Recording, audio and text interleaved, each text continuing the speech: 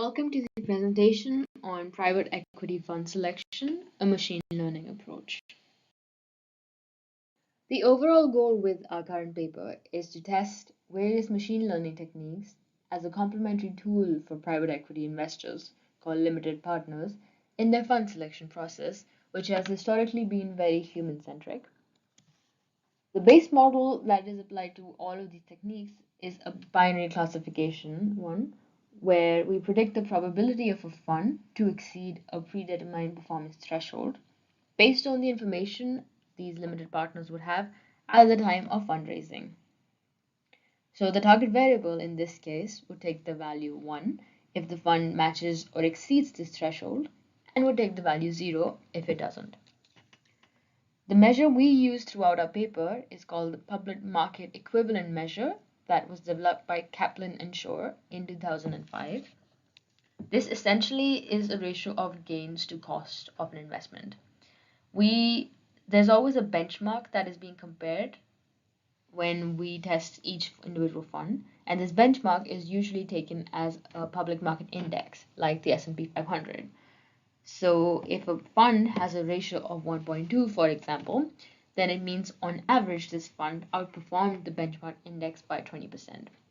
So our model is testing whether the fund in question is likely to actually beat the market or not, with a probability of 50% or higher.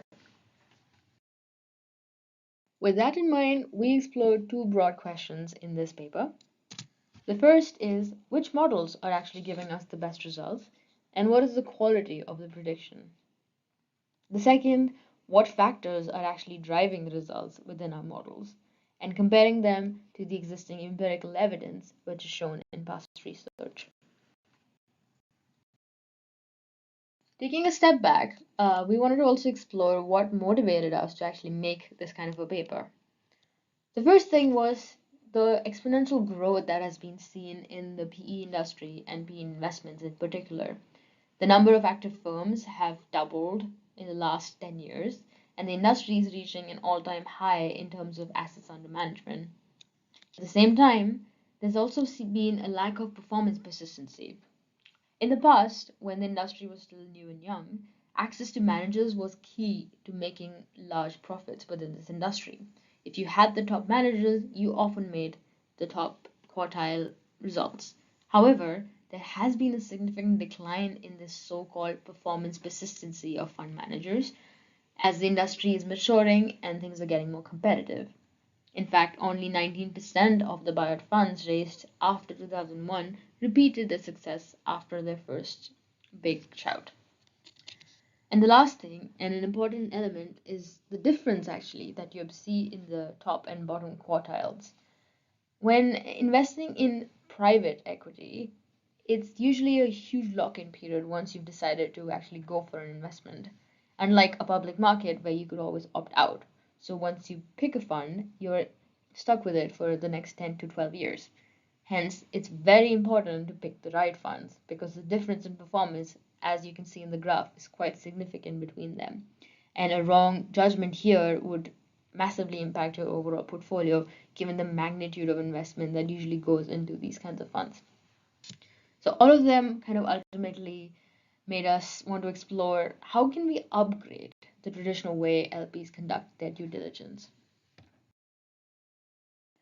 So coming to our study, the data we used was primarily sourced from Preqin for all the fund level characteristics, and they were supplemented by some publicly available information through Yahoo Finance on the macroeconomic factors around the time of investment. One key thing to point out is that we separated the analysis for buyout funds from venture capital funds, primarily because the nature of investments for both of them are quite different. Buyout funds invest majority stakes in established companies, whereas venture capital funds often invest a minority stake in new and upcoming funds. So it was important to do the analysis separately because it is possible that different factors affect both of them differently. Coming to the variables, the target variable, as we already mentioned, it's a binary variable which will take the value 1 if the fund's PME is more than 1 and takes the value 0 if it's less than 1. We also made sure that we used two indexes for both buyout and venture capital funds so that there would be a robustness check. For the predictive variables, they were based on past research and also our conversations with some kind industry experts. And these broadly fell into two categories: fund specific features and macroeconomic environment at the time of investment. Coming to the methodology for this paper, given the lack of empirical data on this topic to benchmark our results, we believe the best approach was to test a wide range of machine learning models in varying complexities that are known to work well with classification problems. This would also allow a well-rounded base to be set up for future studies on this topic.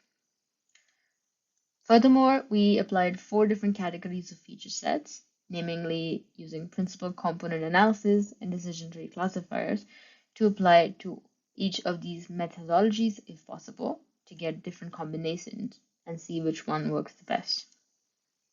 The confusion matrix that was then formed for all of these models, which was based on a probability threshold of 0.5, which meant that if the estimated probability of a fund beating the performance threshold was over 50%, then the target would take the value 1, and if not, then the probability is lower than 50%, and the target would take the value 0. Within this confusion matrix, four different types of performance metrics, namely accuracy, precision, recall, and F1 scores were calculated for all of the models. Moving to our results section, and starting with the venture capital funds, the top models here achieved an accuracy of 75%, revealing predictability. This was based on a balanced data set where 47% of them were target variables with 1 and 53% of them were target variables 0. The KNN model consistently outperformed most of the other models with an accuracy of 75%, but also achieving quite high numbers in terms of other performance metrics, such as precision and recall. Our winning strategy involved dimensionality reduction combined with KNN for identifying successful VC funds.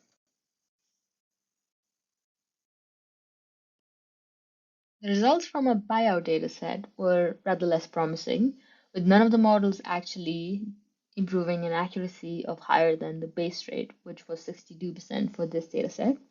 The base rate simply implies the split between the ones and the zeros. So in our current dataset for buyout funds, the ones were 62% and the zeros were 38%.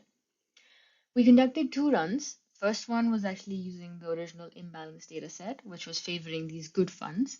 And this actually led to inaccurate predictions where the best model on paper was the neural network model showing a 61% accuracy, but it was simply predicting all the funds to be good, and hence this accuracy was achieved, but clearly showing no predictive power.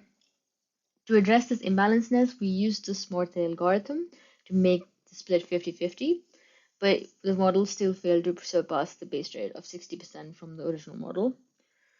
Unfortunately, overall, the accuracy also fell for other models, suggesting limited predictive power in a buyout dataset. Also, it's notable to see that the more complex machine learning models using boosted tree, decision trees, neural networks often fail to outperform the simpler models in both buyout funds and venture capital funds, probably due to the limited sample size that these data-hungry algorithms usually are less effective in predicting. Moving to the results of the second part of our study, which focuses on what factors are actually driving these results, we based this on a logistic regression that was run on 99% of the sample for both buyout and venture capital funds. Our findings actually reveal a positive and significant correlation between fund size and performance for buyout funds. However, surprisingly, the square term, which would explain the concave relationship, actually wasn't there, as opposed to past findings that actually suggested so. For venture capital funds, this relationship is actually negative, with marginal incremental changes suggesting that size might alone not actually contribute to higher performance. Regarding experiences, most factors positively influence performance, but only firm age provides statistically significant results for both of these funds. Notably, industry-focused funds actually outperformed diversified ones, both for BC and buyout funds, particularly for VC funds. Expanding geographically seems to benefit venture capital funds, especially when investing in multiple countries. Results for buyout funds, on the other hand, are slightly mixed, showing positive performance enhancement at the continent level, but kind of drops when it expands globally, though none of them were statistically significant. Examining the startup funding stages, early stage startup investors don't demonstrate superior performance, but funds focusing on more mature startups seems to have an improved PME performance. Overall, US focused funds dominate top performers, but this might be slightly due to the sample having a heavy US concentration. In terms of macroeconomic factors, it seems to play a significant and crucial role in terms of VC fundraising, with significant effects in terms of treasury fund rate for the last 10 years and also the GDP in the last year. Buyout funds seem less susceptible, and they also show a negative impact of high treasury bond rates, which makes sense since their reliance on debt financing is usually very heavy. Lastly, we'd like to add some limitations which could offer us future research options from our study. Number one, it would be great to look into some other factors, particularly past fund performance, which was a variable we think was missing from our model, primarily because of lack of access. But using more proprietary data sets and more intricate variables might actually reveal more and interesting information about a study like this. Secondly, I think there was a large portion of non-liquidated funds in our analysis, which are merely because it's still a young industry compared to public markets. So a study, even in the next 5 to 10 years, might improve the quality of our sample. And lastly, a similar point to the last one, limitation of dataset might be one of the reasons why more complex models did not perform that much better than more basic models. And adding in more fresh data, more proprietary data sets might actually lead to some more interesting results. So that could be a future option for studies.